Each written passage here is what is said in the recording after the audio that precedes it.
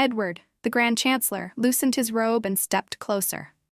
Driven by instinctive fear, I slapped him hard across the face. His head snapped to the side with the blow, yet he only gently wiped away my tears. "It's all right. I'll wait until you remember." Guilt flooded me. I tried to move closer to my devoted husband. He stroked the side of my neck and murmured, "No rush." What I didn't know was that the trembling in my body was my soul crying for help. Beneath that tenderness lurked a ruinous madness. I'd lost my memory. When I woke, a crowd surrounded my bed. They pointed to the beautiful man in dark robes and told me he was my husband. Husband? Edward's long fingers twitched. The corners of his eyes reddened at once as if he'd been waiting forever. "I'm here." He knelt beside the bed as if it were the most natural thing in the world. He reached out as though to touch me, then pulled back like he didn't dare. "I'm glad you're awake." What kind of love made someone this careful? My chest felt sore and unsteady, swollen as if it had been soaked through. Edward picked up a bowl from the tray and prepared to feed me medicine. Behind him, my parents exchanged looks, as if they had something to say. "Grand Chancellor, since Olivia is awake, shall we take our leave?" Mother stepped forward, her voice edged with flattery. A flicker of cold passed through Edward's black eyes. His thin lips pressed into a line. "Safe travels, father-in-law, mother-in-law." Then he lowered his head, blew on the spoonful of medicine, and brought it to my lips. Only after the door closed did he speak, careful and low. "Don't be sad." I shook my head. From the moment I'd seen my parents, I hadn't felt close to them. Shattered scraps of memory hinted at how little they cared. "Do you want me to take you out for a walk?"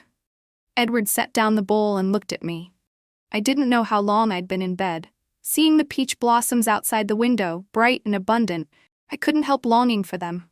"Yes," Edward smiled. He was more beautiful than the blossoms. He brought over a cloak and draped it around me, helping me sit up. "Careful, don't catch cold." I caught his wrist.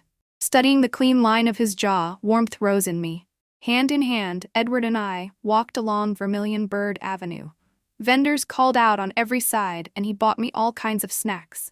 When we reached Cloud Ride Bridge, a warm breeze swept past. Edward stopped abruptly. "Livy, you've just recovered. You shouldn't walk too long. Shall we head home for today?" I looked down the long street, stretching on as if it would never end. Reluctance welled up in me. But when my gaze landed on his gentle, handsome face, it melted into a smile. "All right." Edward slipped an arm around my waist, ready to take me back. Just then, below Cloud Ride Bridge at the House of Moonlit Pleasures, a one-armed girl with a painted face ran out. The moment she saw us, a shocking, venomous hatred burst from her eyes. That look made me step back, nausea twisting in my stomach. Edward followed my gaze. His face turned icy. Even with his long eyes lowered, the malice in them couldn't be hidden. I couldn't imagine someone so refined wearing that expression. A dull ache began to throb in my head.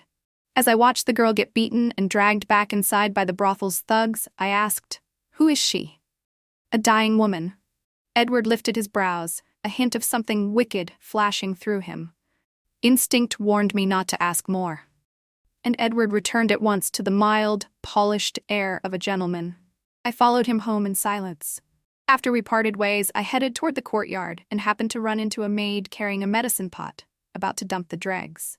I knew a little about herbs, and doubt was already stirring. I stopped her.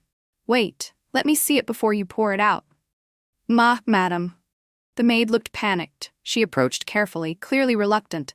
I waited, then took the pot and stirred it lightly. My heart jolted. "All right, go dump it." I waved her off and walked my thoughts in a tangled knot.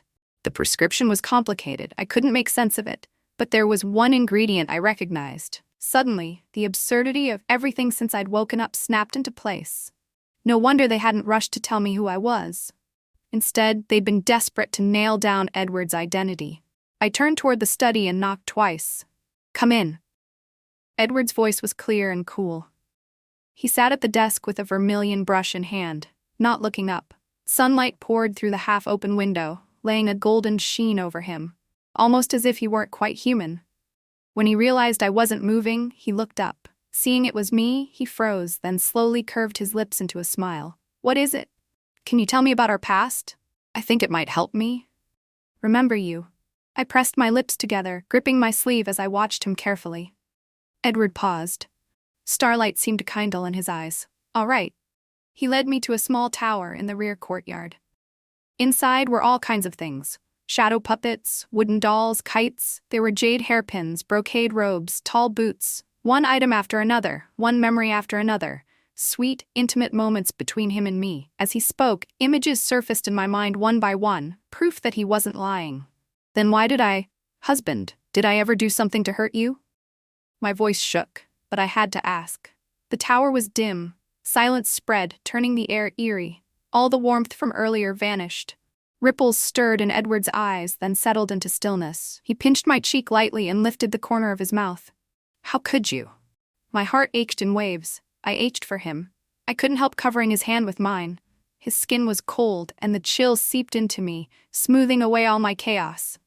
Husband, I'll remember you. Livy only needs to love me again. Edward bent and kissed my forehead. Goosebumps rose over my skin. I resisted that intimacy with everything in me, but I endured it. It was fine. Slowly. Everything would get better.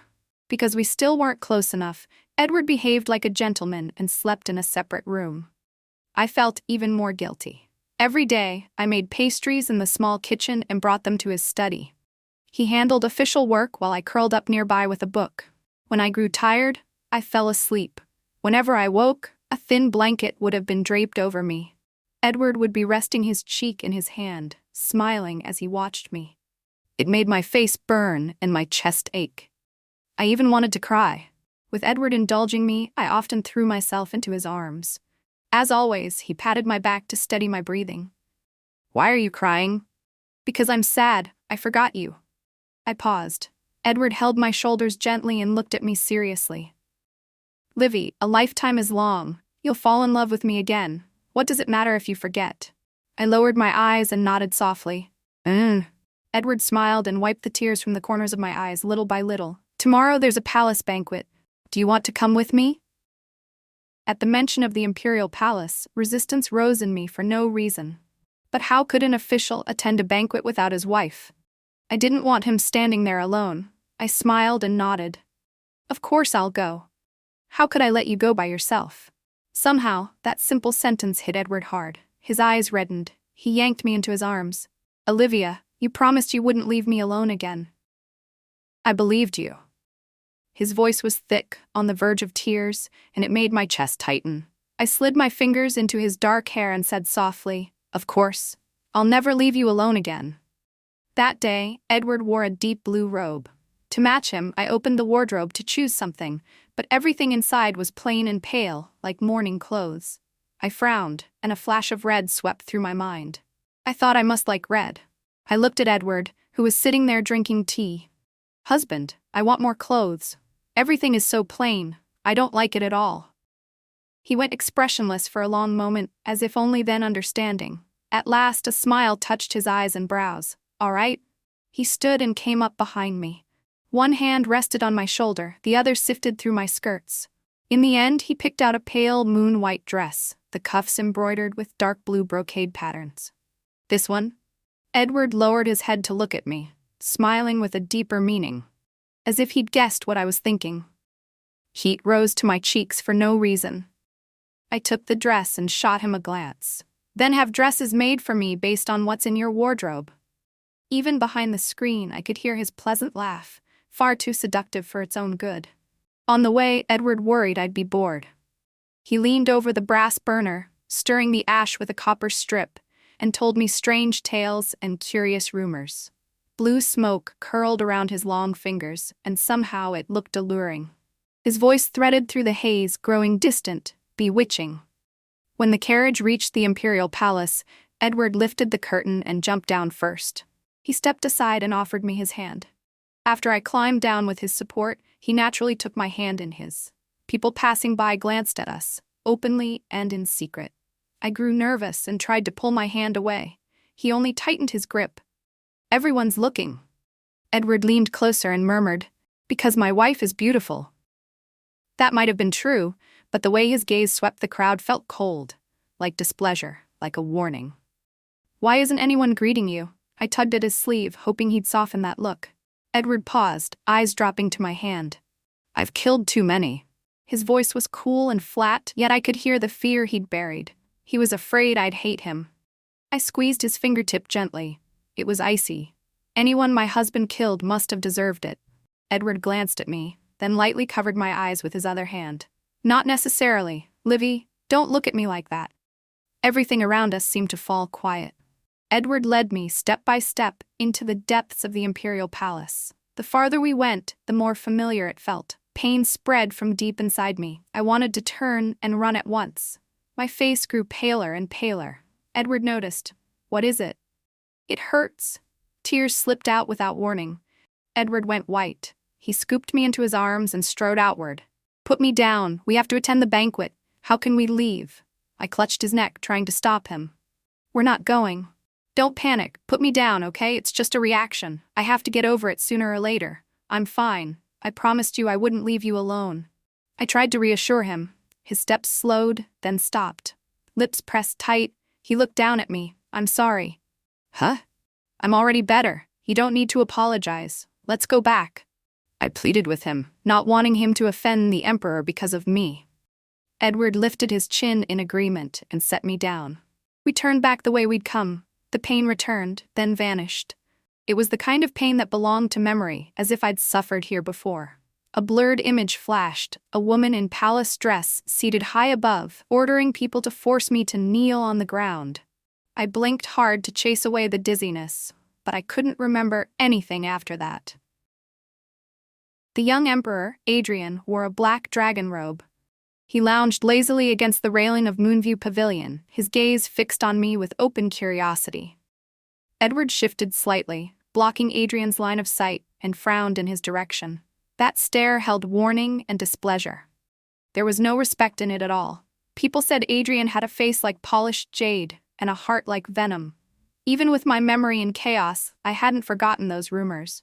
I didn't know how Edward dared treat him this way. Adrian only narrowed his eyes and curled his lips as if brewing trouble. Enjoy yourselves, Adrian said as he straightened.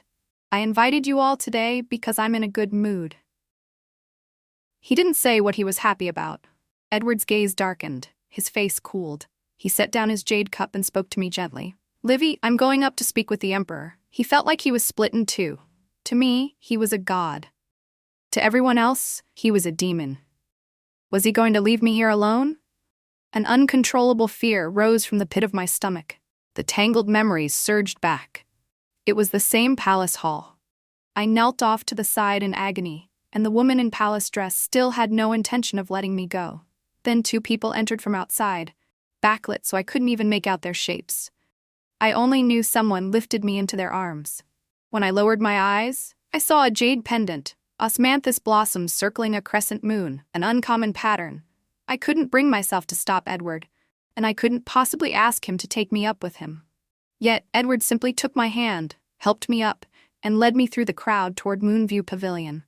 Half a step behind him, I watched his slender back. A sour ache crept through my chest. He hadn't abandoned me, not even before the Emperor. The stairway was dim.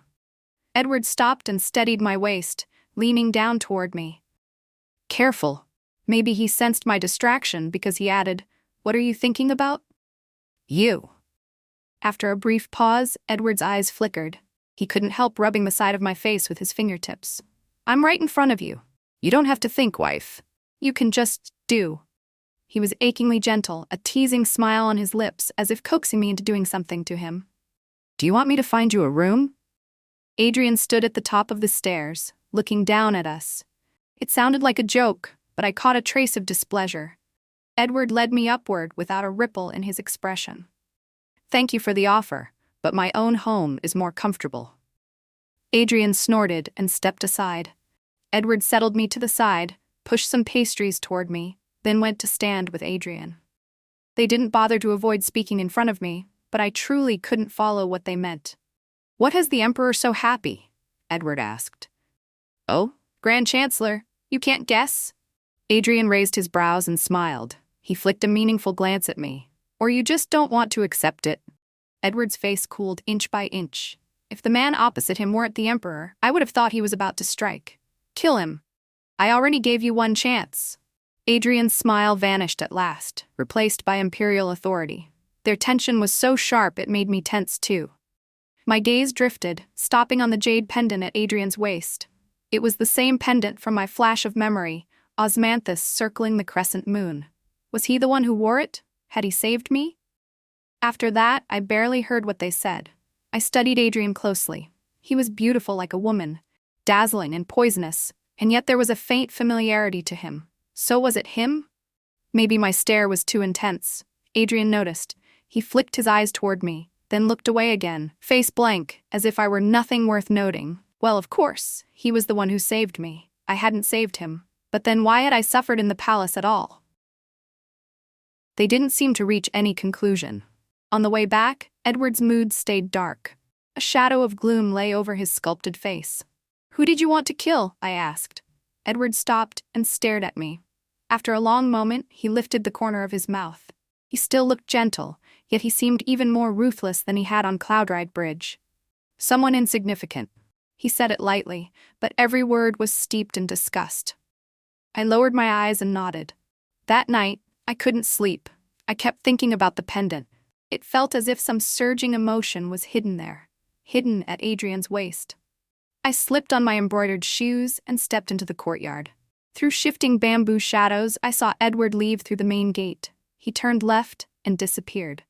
On impulse, I went out too. I stopped the guards from questioning me. I looked left, but saw no one. Left led toward Vermilion Bird Avenue. As if guided by something unseen, I was certain Edward had gone to the House of Moonlit Pleasures beneath Cloudride Bridge. Curiosity and dread wound around me. I drew my collar tighter and walked that way. It was deep night, the moonlight hazy. Under the lanterns of Vermilion Bird Avenue, everything looked intimate and ambiguous. In front of the House of Moonlit Pleasures, fine horses and fragrant carriages crowded the road. Behind it, among flowering trees, petals fell in a hollow hush. A wooden door stood half shut. Holding my breath, I pushed it open. I followed a pebble path inside and saw Edward. He stood in a pool of blood. Bent over, he used a knife to stab chunks of bright, mangled flesh and force them into the mouth of the one-armed woman. But the woman was already dead. My heart stopped. My face went dead white. Nausea surged. I doubled over, clutching my stomach. My limbs gave out, and I collapsed to the ground, sitting in dust and grit. The sound startled Edward. He turned. Panic flooded his black eyes, impossible to miss. His lips parted, but no explanation came.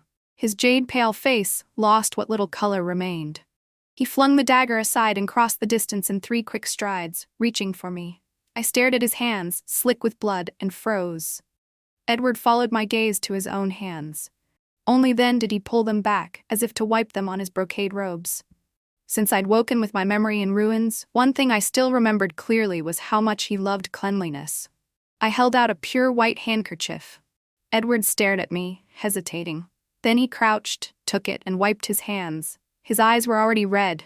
I understood that look. But I couldn't believe it, because it was grievance. He tucked the handkerchief against his chest. Then he held out his hand again. I placed mine in it, and he pulled me to my feet. "Who is she?" I asked. The woman's face was unrecognizable. She'd clearly been slashed apart, then burned. The severed stump of her right arm had been cut terrifyingly clean. And this was the House of Moonlit Pleasures, Princess Olivia. Edward supported me as we walked slowly.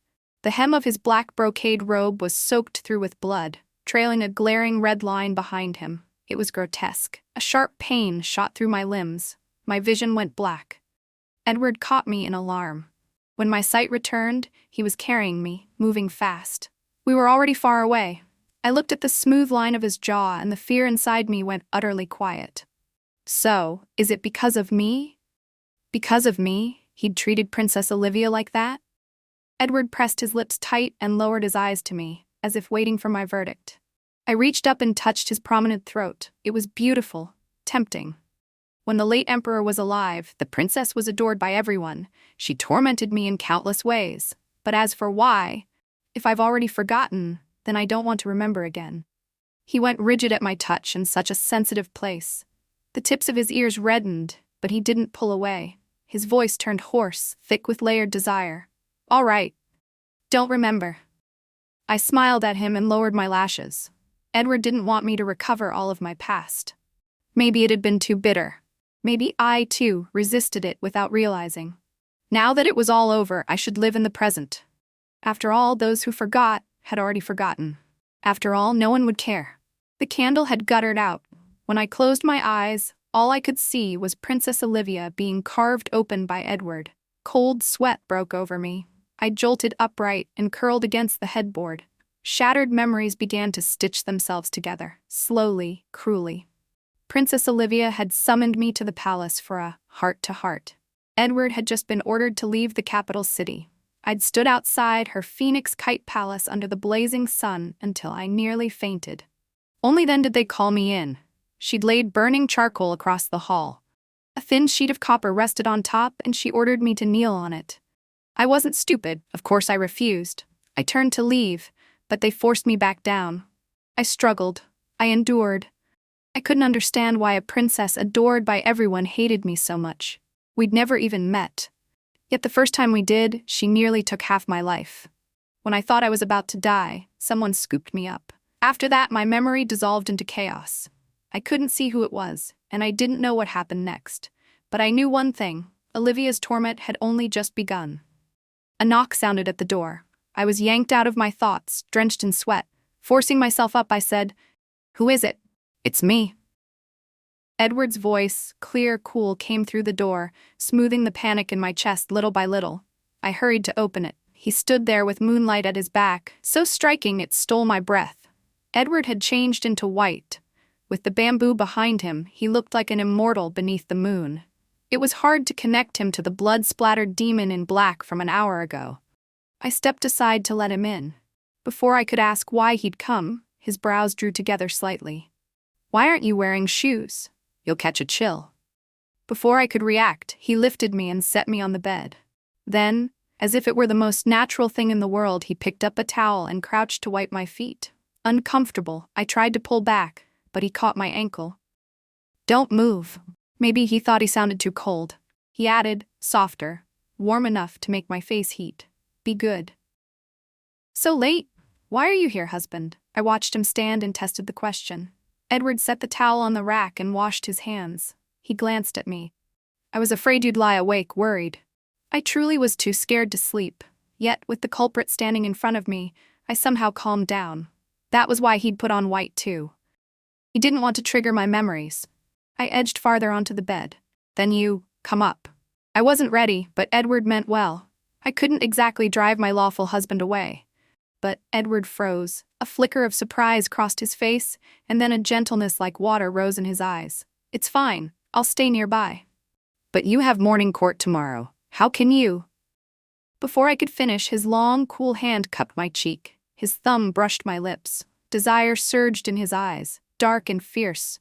His voice went hoarse, mingling with the night. "When you say it like that, Livy, I'll think you're inviting me." I choked on my words. I shrank back and instinctively pulled up the quilt, making him chuckle. "Sleep, I'll stay with you." He turned and walked to the table, propping his head on one hand as he watched me. He wasn't smiling, yet his eyes were full of it. My heart skipped. From that night on, the air between Edward and me turned ambiguous. Especially today. He taught me how to carve jade. I ruined 7 or 8 pieces before I finally made him a jade crown. I was too excited to contain it. Holding the exquisite crown, I rushed to his room. I didn't even knock, I barreled right in. What I saw was beauty no mortal should have to endure. Edward had just bathed. Water still clung to him. It happened too fast. He barely had time to snatch up his underrobe and cover himself a little. My gaze stuck to him. As if I were one of those stray droplets sliding from his prominent throat into the hollow of his collarbone, then drifting, intimate, over his lean waist to his defined lower abdomen before vanishing behind the cloth. Or tracing down his long, powerful legs to the floor. Breathing turned difficult. I lifted the jade crown, trying to explain my rudeness, but Edward's eyes darkened. His voice was so husky it sounded as if, the next moment, he'd press into my neck and drink. "Aren't you leaving?" Only then did embarrassment catch up with me. I turned to run, but my foot caught on the folding screen. Terrified the crown would shatter, I could only clutch it tighter. A rush of motion came from behind. Edward wrapped an arm around my waist, flipped with me, and took the fall. I crashed onto him. The crown knocked his chin, leaving a red mark. He must have been in real pain. A low grunt broke from him, unexpectedly sexy. Startled, I braced a hand on his waist, half kneeling as I tried to rise, but he seized me. "Don't move." Seeing the storm in his eyes, I understood at once. My face burned. Edward laughed softly. He took the crown from my hands and set it aside. "I love the gift, but nothing matters more than you, okay?" "Okay." Something in my chest flared hot. Before I could think about why, Edward covered my eyes with his hand. He steadied me and helped me stand. Then he gently turned me so my back faced him. His breath brushed my ear, intimate, coaxing. "Livy, you'd better not turn around." As if I did, something terrible or wonderful would happen. The faint sounds of clothing stopped. I still didn't dare move until he bent to pick up the crown and laughed. "Don't be scared, Livy. Will you put it on for me?" Only then did I turn. He had to be doing it on purpose. His collar wasn't properly arranged. His pale, fine collarbones showed through, half hidden, making my skin itch with restless heat. Edward sat down, one long leg bent. Not quite proper. Only more charming for it. With his robe gaping, I took the crown and set it aside first. Then I tidied his collar without thinking. When I looked up, I fell straight into his smiling eyes. "A gentleman should keep his clothes and crown in order," I said, trying to sound stern. Edward's lashes fluttered. He looked obedient and soft. "You're right, wife." I huffed, pleased, and picked up the jade crown. Moving behind him, I carefully gathered his dark hair. When his hair was tied, we lifted our heads together toward the bronze mirror. The young man seated there wore black. His features were clean and refined, like gold and jade, severe at a glance, yet his long eyes held a gentle smile. The beauty standing behind wore purple. Bright eyes, white teeth, lips red without rouge, dazzling, yet warm. They looked perfectly matched. I let my hand rest on Edward's shoulder. He reached up to hold mine. Seeing it in the mirror made me tense. As if we both understood without speaking, he pulled me into his arms. His thin lips, carrying a cool fragrance, drew closer and closer. Just as he touched me, an image flashed through my mind. Edward frowning, displeased. My heart turned cold. I shoved him away hard. He hit the table edge. The sound alone said it hurt. Yet he didn't make a sound, only stared at me, pain naked in his eyes. Bitterness rose in my throat. I grabbed his wrist. I didn't mean to. Edward's gaze dropped to my hand. He forced up a battered smile. "It's fine." I couldn't stand to see him like that. In a rush of resolve, still gripping his wrist, I leaned in and pressed my lips to his, fierce, reckless. He froze for only a heartbeat. Then he took control without hesitation, kissing me hot and hard. Only when I couldn't breathe and patted at him did he let me go. He rested his chin at my neck, breathing softly as he forced down his desire. "Before? Did you ever find me annoying?" The look I'd seen in my mind hadn't been that vicious. Not compared to how he looked at others, but he'd never looked at me that way. Even a hint of coldness from him hurt. Edward hugged me tighter. His voice caught. "How could I? Livy, if you don't find me annoying, I'm already blessed beyond 3 lifetimes." Maybe that was simply how he looked at other people. If I hadn't caught that fleeting glimpse of Edward today at Suyang Tower, I truly would have believed he'd never treated me with such cold indifference. A few days ago, I mentioned the Buddha jumps over the wall at Suyang Tower. He brought me there, and we sat by the railing on the 3rd floor, overlooking the busiest first-quarter street in the imperial capital. Sauce clung to the corner of my mouth. Edward reached over and wiped it away as if it were the most natural thing in the world. Realizing we were in public, I blushed. I looked away and glanced outside, only to see the crowd on First Quarter Street parting without a word, opening a path. All I saw was a dazzling red. I held my breath, forcing myself to look away, afraid his beauty would make me stare like a fool. Edward seemed to sense the shift. He turned his head to look as well. So I took the chance to study him openly. This vivid beauty in red, with black hair and snow-pale skin. He sat on a black horse, dark as ink, perfectly matched to his red robes. I suddenly understood why some people loved red, as if reborn from karmic flames, with a single thought, divine or demonic, nothing in between. I didn't know how to describe his face. Any words would only dull him. I only knew that when he rode in, no one could keep walking, and no one could avoid looking. His ease and charm ran to the bone, Yet at the corners of his eyes and brows, there was unmistakable mercy. Edward snapped his gaze back to me as if struck. His face went deathly pale.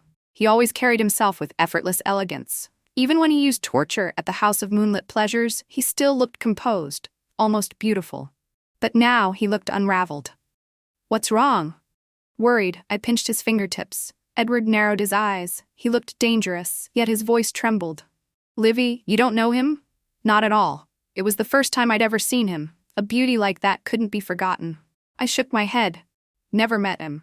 Those 4 simple words seemed to weigh 1,000 pounds. The color drained from Edward's face. After a long time, he suddenly laughed, cruel, mocking, jealous. A chill crawled up my spine. I grew nervous. "Maybe I forgot?" "Enough." Edward's expression thinned into distance, exactly like the face that had flashed through my memory that day. Pain stabbed my heart. "These days, you've worked hard to fool me." He glanced at me, his lips curving with no warmth at all. He stood to leave. Panicked, I grabbed his sleeve. "Didn't we agree to start over?" Edward pulled my hand away and looked at me quietly.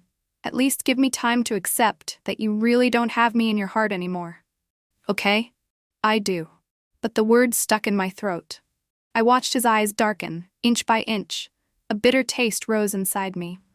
The day I woke after recovering, my memories were a mess, but I recognized people. Yet everyone in the room pointed to Edward and told me he was my husband. I remembered that fact. I knew his face, and still it felt as if everyone had decided I was supposed to have forgotten him. To escape, I simply pretended.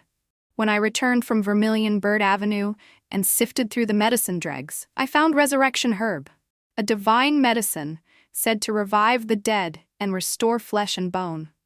Resurrection herb grows on the peak of Chilean Snow Peak Mountains in the far north ice fields. Not only is it nearly impossible to find, but even if you do, the beasts and venomous things around it will attack and corrode you. Maybe only lovers would endure such hardship, walking through 9 deaths for a single chance to save the one they love. That must be why it carries such a strange side effect, making you forget the person you love. A fair trade. Friendship exchanged for life. It all depends on whether some devoted soul is willing to become a stranger to their beloved. So when I woke, everyone told me how devoted my husband was, how he traveled far, feared neither life nor death, and found the herb for me. How could the one I woke up forgetting not be him? Even if it was an act, I had to keep acting. I just never expected I'd be so arrogant, so out of my depth. The man I truly admired turned out to be someone like that. Crowned in glory across the capital city, meant to be admired from afar and never touched. The words, passionate and romantic, might as well have been carved into his face. So today I misstepped. The lie I struggled to maintain shattered, and Edward was hurt. And yet my feelings for Edward weren't fake. My heartbeat for him felt something that had always been there. While for that beauty in red, I felt only admiration. Wait. Duke Protector's Manor's young lord really didn't die? He's back, isn't he?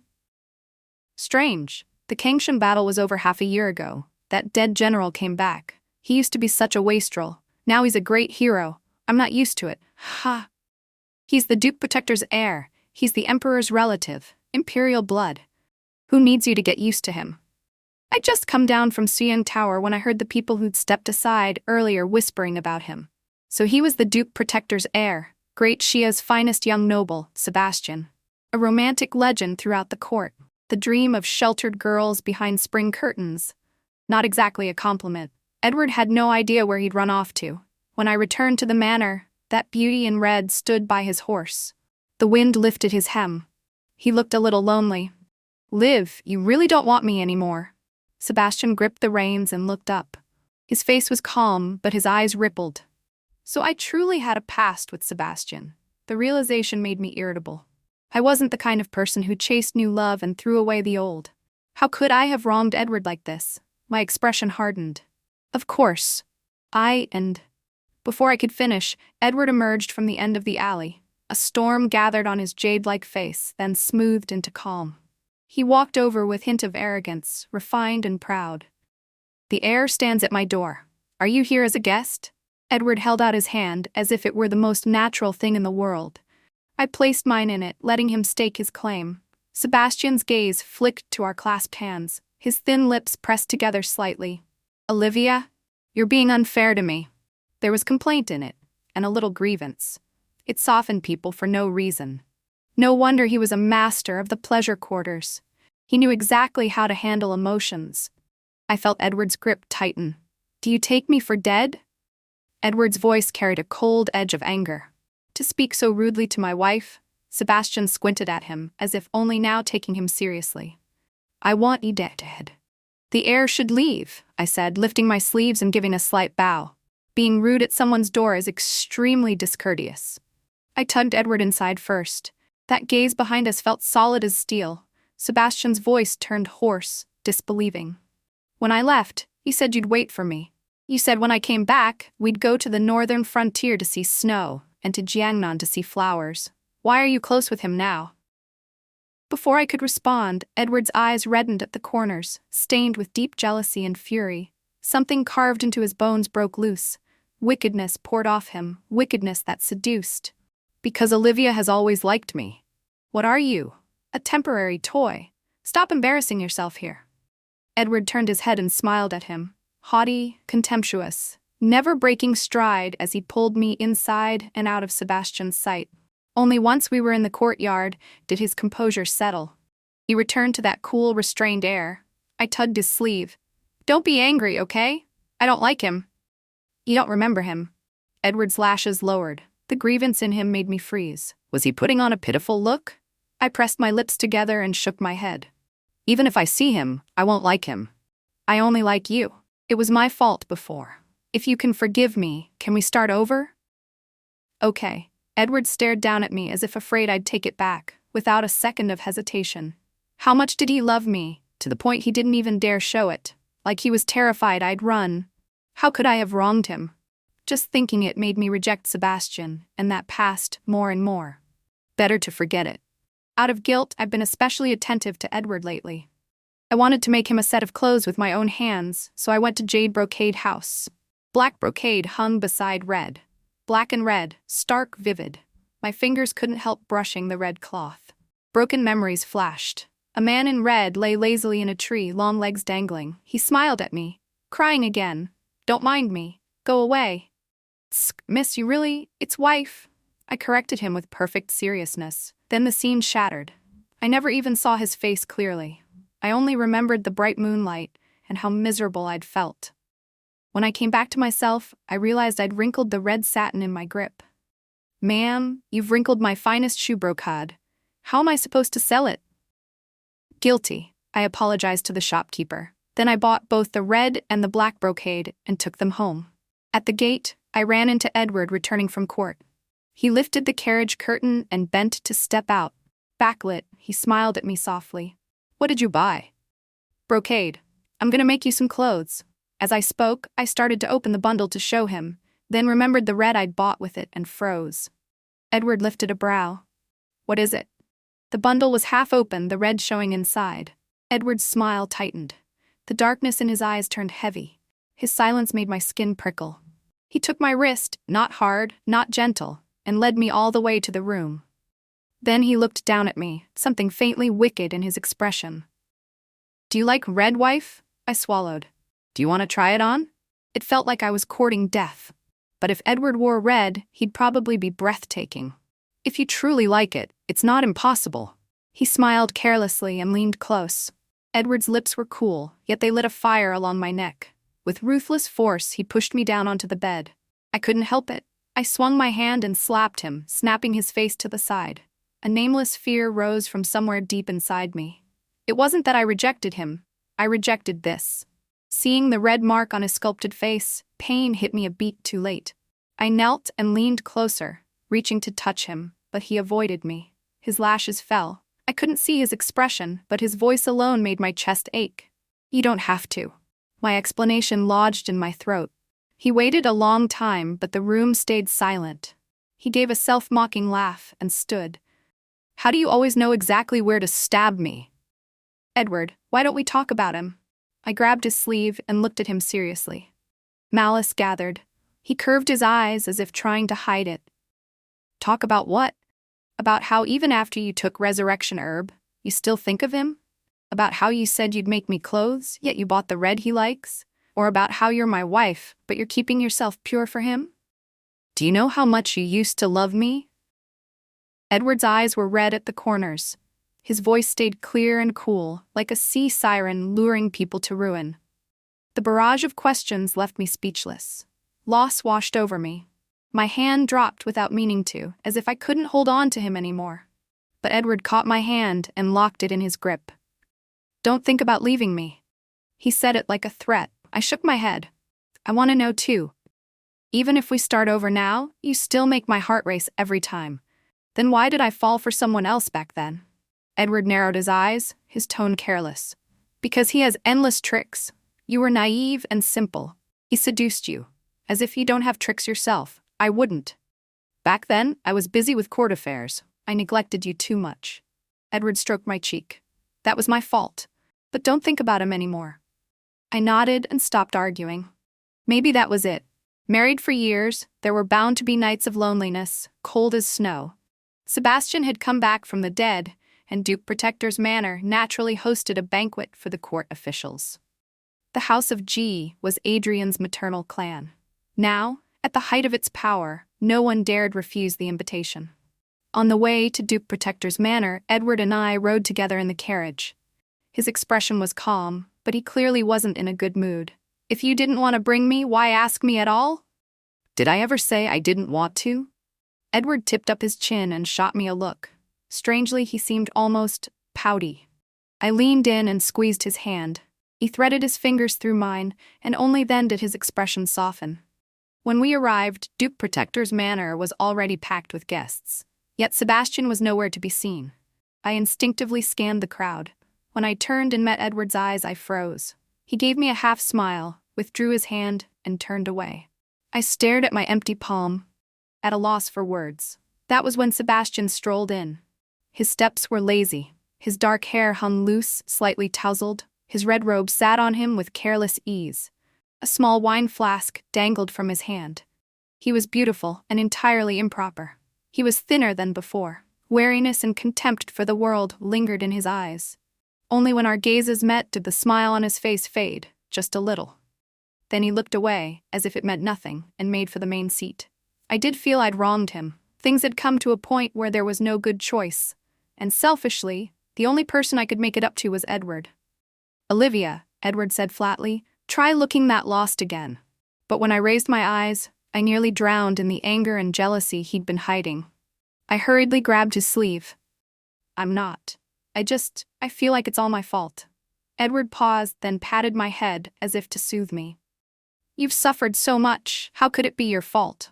Even though I didn't remember, something in me resisted the word suffer. Deep down, I didn't want to know. After several rounds of drinking, I had a few cups of fruit wine and began to feel stifled. I told Edward I was going outside for some air. He started to rise to go with me, but someone called him over, sounding urgent. Edward glanced at Sebastian, who was still drinking, then said indulgently, "Go on, my lady, get some air. I'll be right there." I did as he said, wandering into the peach grove of Duke Protector's manor. Under a peach tree, I sat on a stone stool and idly played with the black and white stones on the table, until a pale hand picked up a black stone and set it down, severing my thoughts. I looked up. He lowered his eyes, like something out of a painting. "Sebastian." Sebastian gave a soft, He drew a pouch from his sleeve, opened it, and offered me 4 copper coins, returning them to their rightful owner. I stared at the coins in his palm, confused. "Copper coins? You really can forget anything." His smile held no warmth. He caught my wrist and pressed the 4 coins into my hand, then tucked the pouch away with care. The pattern on it was the kind I liked to embroider. "When I went to war, it was New Year's Eve. We ate dumplings together. You found a copper coin in yours, so you gave me all the ones you'd saved before. You said you were lending me your good fortune, so I could bring it back and return it when I came home." After he finished, he looked straight at me. "Olivia, I came back alive." A nameless ache rose in my chest. In the end, someone always had to be hurt. I clenched the coins. "I'm glad you're alive." Sebastian only smiled and didn't answer, but his eyes seemed to say, "I'd rather I hadn't returned at all." It was suffocating, for no reason I could name. My lady. Edward stood in the night in a black robe, nearly blending into the darkness. His voice was gentle, but his face held a cold anger. I nodded once to Sebastian and hurried to Edward. The moment I reached him, he pulled me close, possessive, one arm around my waist. He took my hand. When he noticed something in my palm, he paused. Only after we'd left the peach grove did he lower his gaze. What did he give you? I opened my hand. Copper coins. He said I saved them while staying up on New Year's Eve. My luck is awful. All these years, I only had 4. Edward looked up at me. His face stayed calm, but his lips had gone a shade paler. The hurt in his eyes was impossible to hide. My luck was better. In the 3 years we stayed up together, I got 3 copper coins. It felt like a hand clenched around my heart. Heavy, crushing. I could barely breathe, so it had been his good fortune given to me. And I'd lent it to someone else. I'm sorry, I'll give them back to you. Since I gave them to you, you'll be safe year after year. Why would I take them back? Edward's lips curved faintly. Just be kind. Don't give them to anyone else again. I nodded again and again, then tucked them away carefully. After we left Duke Protector's manor, Edward's mood stayed low. When it was time to part, I gathered my courage and caught his hand. Edward stopped and looked at me. What is it? Will you sleep with me tonight? My lady, do you know what you're saying? Yes. Desire caught fire easily. Edward swept me up and carried me into the room, laying me gently onto the bed. His eyes had already gone dark. In a hoarse voice, he pinned me beneath him and asked one last time, "You won't regret it?" With the way he was looking at me, as if he could devour me whole, regret wouldn't have saved me anyway. I shook my head, and his kiss fell, devout and burning. At first I was frightened, trembling. Edward soothed me with patience and tenderness. Later, in the rise and fall, only heartbeat remained. We naturally ended up sharing the same bed again. We'd been chased for too long. Edward became 2 different people, in bed and out. At meals, faced with a table of rich dishes, I suddenly lost my appetite. I lifted my chopsticks again and couldn't bring myself to eat. What's wrong? Edward placed a bite of my favorite dish into my bowl. I don't feel like eating. Do you think I might be pregnant? My thoughts ran wild. I'd always had a strong appetite, but that offhand question drained all the color from Edward's face. You won't be. So if I were pregnant, he'd be unhappy? A sour unease rose in my throat. You don't want a child with me? I only want you. The flicker of panic disappeared and Edward returned to that cool, faintly detached expression. It made my ears burn, but I still had a doubt I couldn't put into words. While he was at morning court, I left the residence and went to a clinic. The doctor told me my body had been damaged years ago by medicine used to force a miscarriage. I could no longer bear children. The news struck like thunder. I'd miscarried? I could never have a child again? I left the clinic in a daze, terrified of the truth. Why would someone use medicine to take a child? Unless it wasn't Edward's. The moment that thought surfaced, guilt and regret nearly drowned me. Then I remembered Edward's pale face yesterday. By the time I returned to the Edward residence, I had almost accepted it as fact. Not only had I betrayed him, I'd also left him with no chance of an heir. Sitting at my dressing table, I bit my lip hard to hold back my grief, but tears still fell. How could I be this terrible? Late at night, Edward blew out the candle. When he leaned close with that teasing warmth, my heart surged. Yet the doctor's words kept echoing in my mind. I didn't know how to face him. I turned my head and whispered, I don't want to. Edward froze. He lifted himself and studied me carefully, patient and gentle. What's wrong? I lowered my eyes and shook my head. I couldn't say it. He hesitated, thinking I was tired, and smoothed my hair indulgently. My fault. I've worn you out night after night. Sweetness and bitterness both stung. Only at dawn did I finally fall asleep. Thinking of Edward, so bright and upright, so flawless, I couldn't help feeling unworthy of him. And in a blur of self-loathing, I even felt dirty. After being turned away again and again, Edward stopped holding back. He rose, bent to light the candle, then turned and looked at me in silence. Do you regret it? The tiny flame cast a dim yellow glow across him. He looked thin, almost fragile. No, afraid he'd misunderstand, I blurted it out, then added softly, I'm just tired. Edward's thin lips barely curved. You take me for a fool. Something in me collapsed. I even began to hate the person I used to be. Why had I been so reckless, so shameless? Edward, do you want to take a concubine? I lowered my gaze, forcing down the sting as I asked. For men, multiple wives and concubines were nothing unusual. I couldn't bear children. I'd been unfaithful. I'd already done so many things wrong. How could I keep him to myself and leave him without heirs? But the moment the words left my mouth, I regretted them. Olivia, say that again. Edward narrowed his eyes at me, his hand clenched around the bronze candle stand, as if he couldn't feel the heat. Before I could force out words I didn't mean, he stepped in front of me. He dropped to one knee between my legs, bent close, and pinched my chin. The jade-like beauty of his face was stained with a viciousness he could no longer suppress. How can you be this cruel? You want to hand me to someone else? His eyes burned. You don't remember anything, and you still can't let him go? He didn't wait for my answer. He leaned in and kissed me, or bit me, with savage force. I didn't resist. I even met him halfway. Still, my mouth filled with the taste of blood. His voice turned sharp and ugly. Even if I die, I won't let you go. Stop thinking about it. He was being terrible, yet my heart wouldn't stop racing. When I saw him about to leave, I wrapped my arms around his lean waist from behind. There's no one I can't forget. Don't go. Edward slowly pried my hands loose, his voice cold. If I stay, I won't be able to stop myself from... He didn't finish, covering it with a light, mocking laugh. Edward seemed busy lately. He always came back late. We barely saw each other. But every time he slid into bed, I could feel it. Because I couldn't sleep either. I just didn't know how to face him, so I pretended to be asleep. I wanted to explain why I'd suggested he take a concubine. But if I brought up the forced miscarriage, I felt I'd truly have no face left to stay with him. At least now I could lie to myself. Maybe it hadn't been Sebastian. So you really don't want to see me? Edward's cold voice cut through the dark. He seemed to see straight through my act. I clung to that last shred of luck and said nothing. Edward shifted, propped himself up, and rested his cheek on his hand as he looked at me. His gaze held me in place. Then I'll share some good news with you. I've been dealing with that man lately. Why don't you beg me? If I'm in a good mood, maybe I'll show mercy. I snapped my eyes open and met his stare.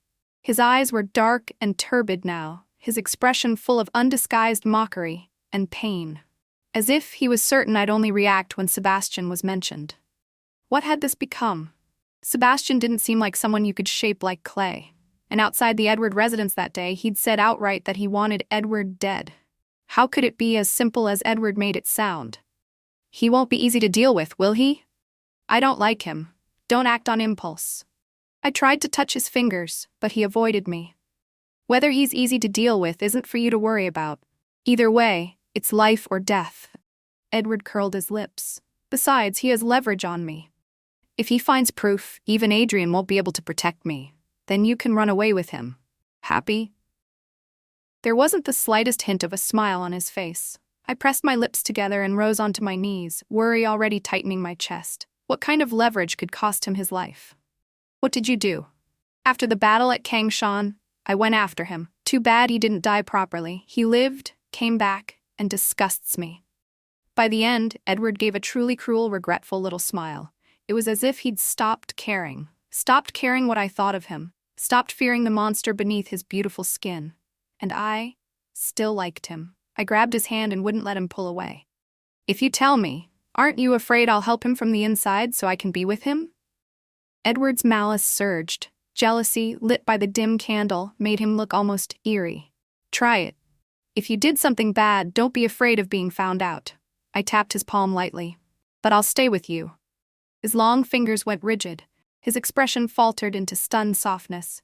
Just keep lying to me like this, all right? I'll give you anything. I'm not lying. When I said you should take a concubine, it's because I found out I can't have children. He'd confessed the truth about Changshan so openly. It felt like I didn't need to keep pretending peace anymore. If we were going to break, we could break together. At that, Edward's eyes reddened at the corners. It's fine. It's my fault. His voice was so gentle it was almost bewitching. He leaned down and pressed a reverent kiss to my forehead. The pain of being cherished by someone I loved swelled in my chest. Tears instantly filled my eyes. I'm so scared. Edward, I'm scared I wronged you in the past. The shackle finally loosened. At last I could speak the fear that had haunted me day and night. But Edward's face went rigid. He seemed to grind his teeth. He's not worthy. I'd rather die than let anyone touch you, let alone while I'm still alive. So it hadn't happened? Joy hit me so hard my mind went blank. I didn't even know what to say. You sound disappointed? Edward's stare held warning and scrutiny. I leaned in carefully and kissed the corner of his mouth. I'm happy. Later, tangled beneath the swaying canopy, I asked through tears, Edward, if I can't carry a child, what do we do? That's perfect. No one will compete with me for you. He even paused to look at me as he said it, utterly serious, without a hint of falsehood. My heart slowly unfurled. 14, but between Edward and Sebastian, there was no way out. Even if it weren't for me, Sebastian had nearly died. He wouldn't let Edward go. Then he sent me a letter, a sprig of plum blossom tucked inside. Sebastian wanted to see me, and between the lines, I could tell he'd found the leverage Edward had mentioned. Heavy-hearted, I went to Wayang Lake in the western suburbs. I boarded the only painted pleasure barge at the shore. The moment I stepped on, the barge drifted toward the center of the lake. Not a single other boat dotted the water. I lifted the dark brocade curtain and went inside. Sebastian reclined on a couch, his red robe slightly rumpled. From the bronze brazier before him, thin smoke curled around his body, turning him into a scene so beautiful it felt hard to breathe. What do you mean by this, Sebastian? I pressed my lips together and approached. Sebastian lifted his eyelids to look at me, charming in every way. He nudged a crystal plate toward me. Peeled lychees glistened inside. Just delivered from Lingnan. Try one. I'd always loved lychees, but I was in no mood. Still, the effortless ease of his every movement made it hard to refuse. I picked one up and slipped it into my mouth. Juice burst across my tongue, intensely sweet. I want a taste too. Sebastian looked up at me with a smile. Understanding flashed through me. Alarmed, I forced myself to stay calm and pushed the plate back toward him. Of course. Someone I'd once liked couldn't possibly be a good person. I knew it. Sebastian chuckled softly. Even his voice was bright and seductive. He pulled me into his arms. Wrapped in that intoxicating scent, he leaned in. I turned my head sharply away, perfectly clear-headed. Sebastian paused, then clicked his tongue lightly. Liv, I never force you, you know that. I didn't remember anything. You can't just say Edward has his reasons, then forget what you suffered, forgive him that easily, and abandon me. That isn't fair. Edward had his reasons? I stared up at him, stunned, my eyes full of questions. Sebastian immediately noticed something was off. He narrowed his eyes. You lost your memory? I should have hidden it, but what he just said stirred my doubts. Something like that. Sebastian went still for a long time. Then he laughed. So you forgot me. Edward really knows what he's doing. He was smiling, but there wasn't a shred of warmth in his eyes. Liv, do you want to know what happened? His hand remained at my waist. His gaze was intent, serious. For no reason I could name, pain I couldn't endure spread from my heart through my whole body. My face went white, and I fainted.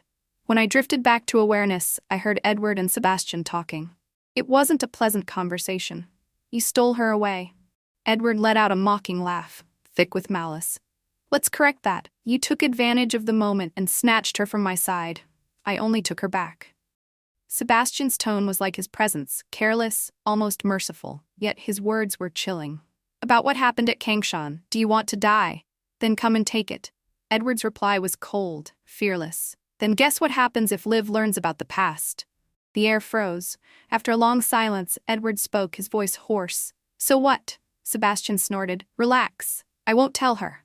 Those things, for Liv, it's better forgotten. Edward was silent for a while, then actually thanked him in an even tone. Thank you.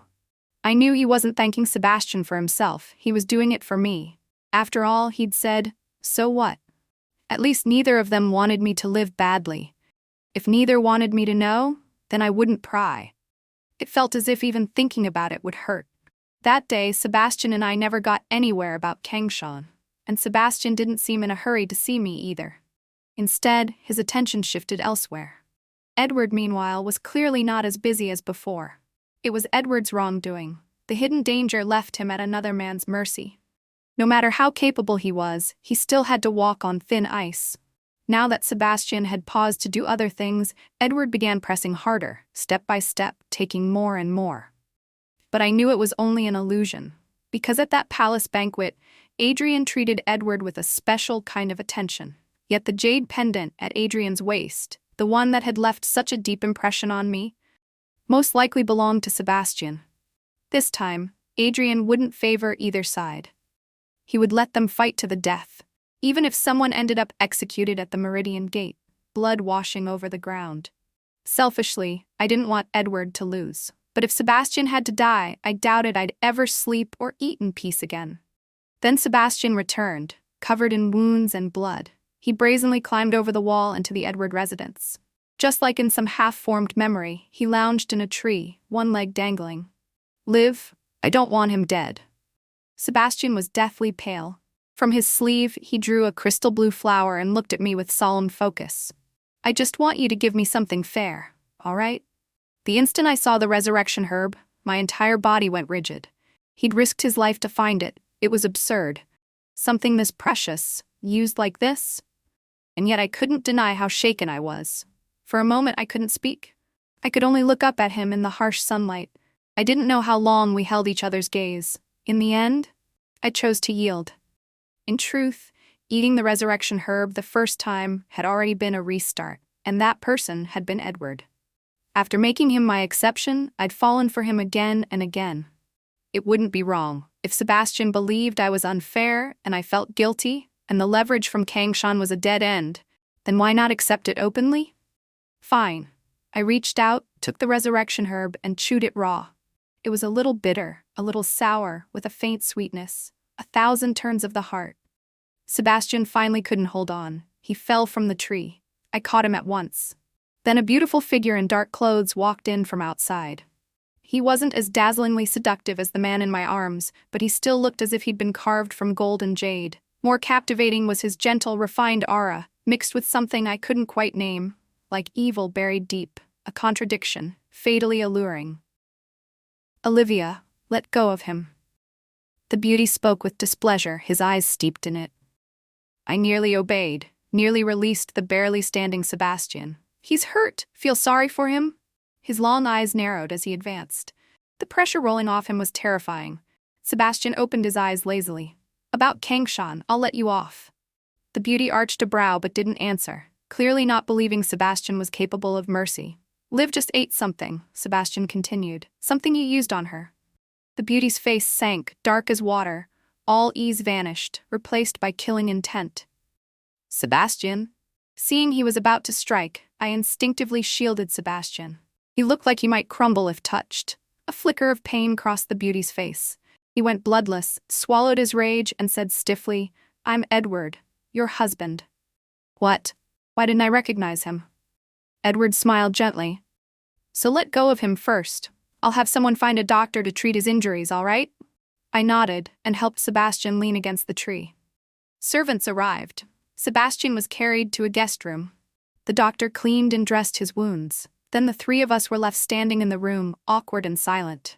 Sebastian seemed to have been someone I once loved. I'd forgotten him. Now I only half remembered, and I'd forgotten my own husband. Impressive, really. I sat at the table, listless, watching the two of them. Sebastian spoke first. "If Liv still likes you, I'll go to Lingnan.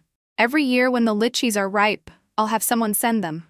If Liv doesn't like you anymore, I'll take her to the northern frontier to see snow and to Jiangnan to see flowers."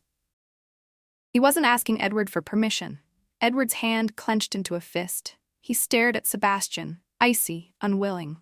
But in the end, as if he'd remembered something, he closed his eyes and let out a resigned, self-mocking laugh. Fine. I didn't understand it. Even without remembering him, I could feel Edward wasn't the kind of man who would ever agree to that. I lived in the Edward residence, and Sebastian often asked me out. We walked all 12 of the busiest streets in the imperial capital. We ate our way through every alley and avenue. We watched a Buddhist temple lit by 1,000 lamps. We saw Deer Mountain turn white overnight. I always felt I'd done all of it with him before. Being with him left me strangely calm, free in a way that felt almost beyond the mortal world. But every time I returned, I found Edward beneath candlelight, quietly turning the pages of a book. At the sound of my steps, he would look up, his gaze drifting toward me, tender and gentle with a trace of pain he tried to hide. "You're back?" Guilt and shame surged like a tide. So what if I had once liked Sebastian? I was already Edward's wife. Shouldn't I be living well with him? Why did I take advantage of the fact that he wouldn't get angry, wouldn't argue, wouldn't stop me, just to chase the glittering bustle outside the Edward residence? I rushed in, took his hand, and stumbled over my words. "I'm sorry, Edward. I won't go out anymore." "You can go out." Edward held my hand in return, his smile deepening. "If you're willing to wait for me to come back and take you out, even better." When he held my hand, I felt safe, surprisingly so.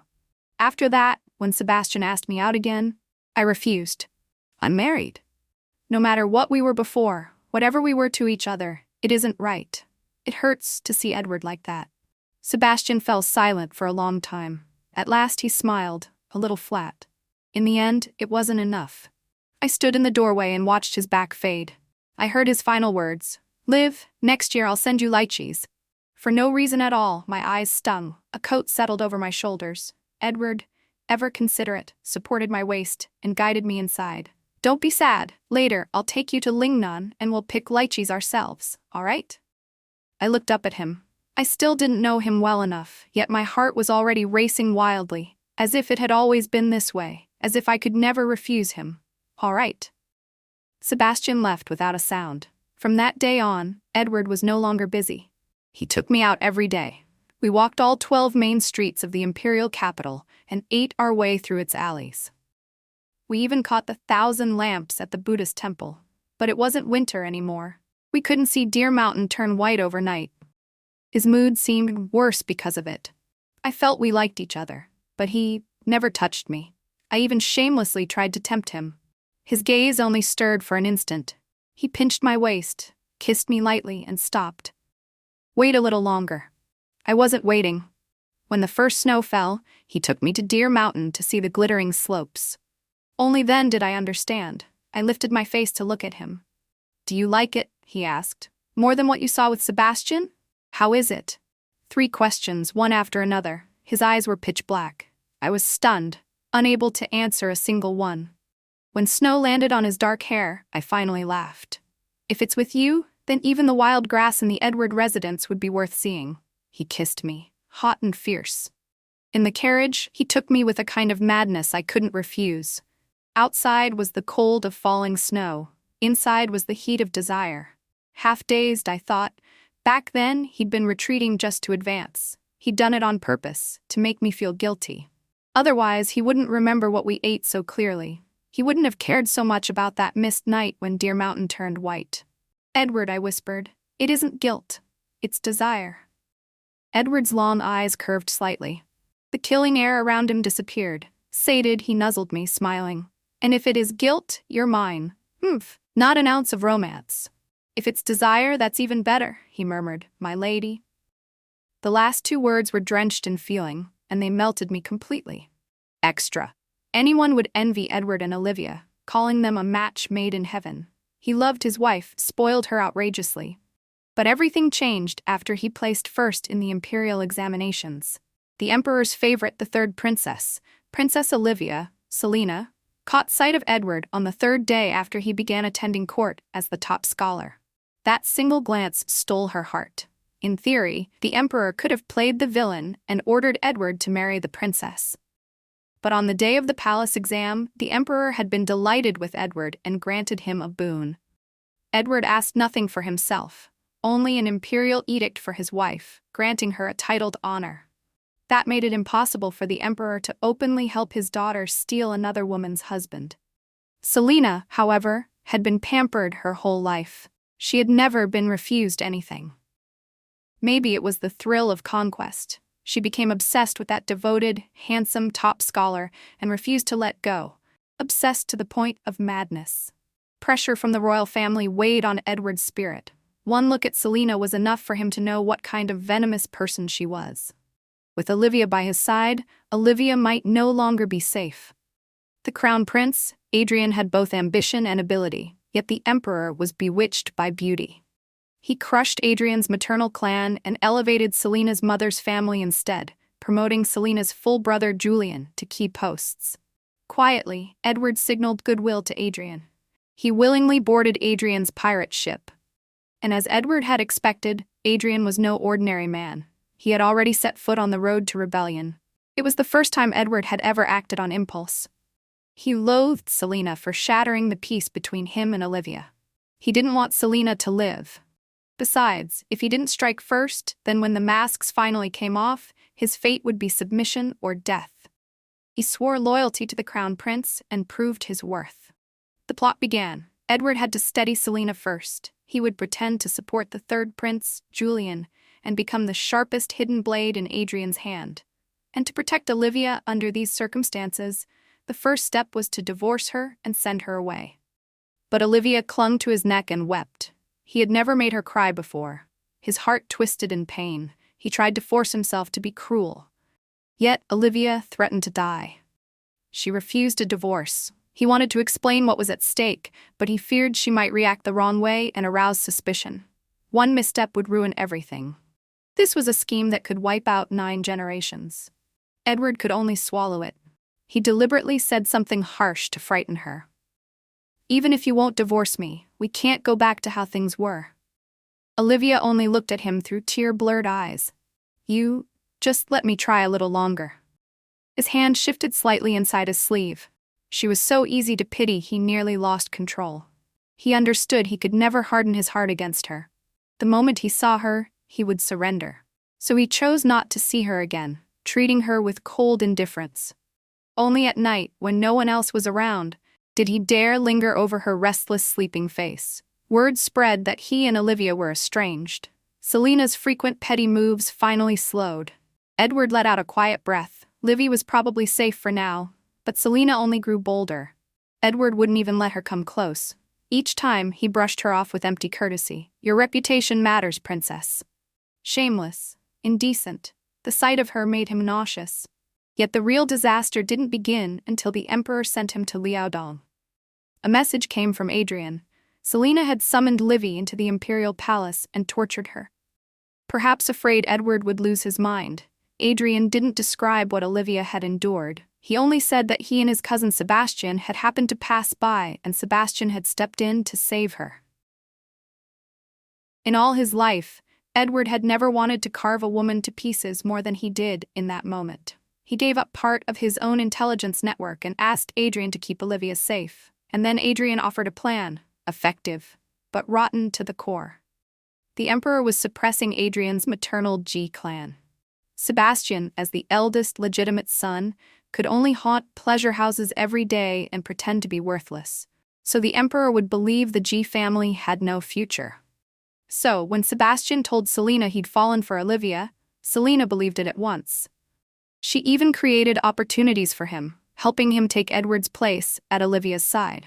Selina thought that when Edward returned and discovered Olivia had betrayed him, he would surely dislike her even more, maybe even hate her. Then came the worst twist. Olivia was pregnant, and the spies Selina had planted in the Edward household after he left reported it to her at once. In that instant, Edward forgot everything else. He rode 4,000-mile horses to death. When he slipped back into his residence, he found only Olivia on the bed, like a torn rag doll. Her entire body was crusted with dried blood. It looked as if she'd been there for days.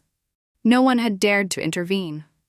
Of course, the princess had done it herself, and Edward had been cold to Olivia all this time. Who would offend the future mistress of the Edward household to care for a pitiful woman? Edward forgot to breathe. His heart felt ripped open as if cold wind were pouring through it. He couldn't even feel pain, only numbness, as he knelt before her and gently brushed aside the sticky strands of hair from her face. Olivia stirred. She saw Edward's wax-pale face and bloodshot eyes, and at last tears spilled over. Her voice was hoarse and broken. "If you'd told me earlier you liked the princess, I wouldn't have clung to you. I thought I could make you like me again." Edward couldn't say a single word. He only knew he had never felt such agony. The pain in his chest crushed his spine until he bent. "Livy, just wait a little longer." Afterward, he fetched water and cleaned her up. He also had Adrian arrange for an imperial physician to treat her. But from beginning to end, Olivia didn't speak. Nor did she respond to his "wait a little longer." When Adrian sent him off, Adrian couldn't help patting him. "When the time comes, I'll hand that madwoman to you. But at the critical moment, don't act on impulse. You've endured this far."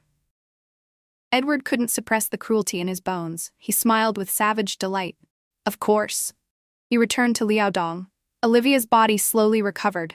Selena's jealousy and malice only deepened because of the child. She took fresh pleasure in tormenting Olivia again. Each time, Sebastian would come to rescue her, claiming he couldn't bear to lose the woman he loved. Selena, bored at last, let Olivia go, but Sebastian didn't leave her again. Even after Edward returned from Liaodong, Sebastian still took Olivia all over the imperial capital, and little by little, he brought color back to her face. Once Sebastian began to ache for a woman, he knew he was finished. He gently brushed the snow from her hair and smiled softly. "Do you want me to take you to Lingnan to pick lychees? I want to go to the northern frontier to see snow first, then to Jiangnan to see flowers. Then we can go pick lychees, all right?" Olivia looked up at him, smiling as she answered. Sweetness gathered in Sebastian's heart, strand by strand. His eyes curved with his smile. After parting with Sebastian, Olivia returned to the Edward residence. For the first time, she found Edward waiting in her room. How long had it been? So long her mind went blank for a moment.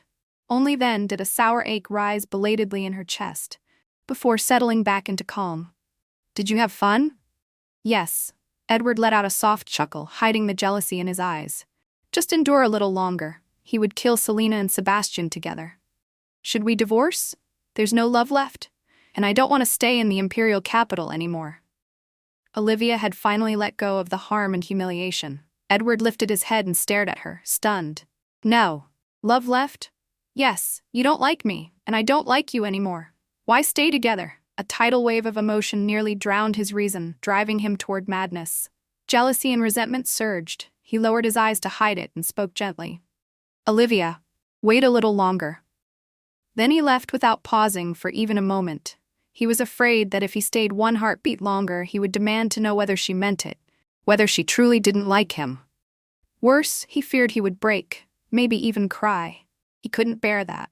Edward could only assume Olivia was angry with him. At last, the day came when everything was ready. Selena's mother's clan fell. Adrian forced his way into the palace and killed his father, then ascended the throne. Edward was appointed Grand Chancellor, second only to the Emperor. The first thing he did was smile warmly as he led his soldiers to Selena's bedchamber. Pointing at Selena, trembling, still not understanding, he laughed cruelly. "Reward her." A woman's screams and struggles echoed through the hall. Edward had no desire to watch. He turned his back and considered how to kill Sebastian. When everything finally went quiet, he had his answer. Edward ordered his men to drag Selena away, limp as a corpse, and torture her. "Don't let her die. She still has a use." He wouldn't let that madwoman die so easily. She had crushed Olivia's right finger bones, so he hacked off Selena's right hand. She had forced Olivia to kneel on red-hot copper plates, so he let her taste the bronze-roasting punishment. She had slapped Olivia's face swollen and split it open, so he carved Selena's face to ruin and burned it to a char. She had made Olivia lose the child, and made it so she could never have another. So he sent Selena to the House of Moonlit Pleasures to serve the lowest slaves night after night. But what about Sebastian? Did Olivia truly like him? Impossible.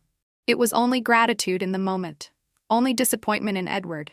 He could explain everything. When Edward returned home and confessed everything that had happened, Olivia looked stunned. Then she laughed. "Thank you. At least it wasn't as terrible between us as I thought. You did well, I don't blame you anymore, but what's missed is missed. Let me go.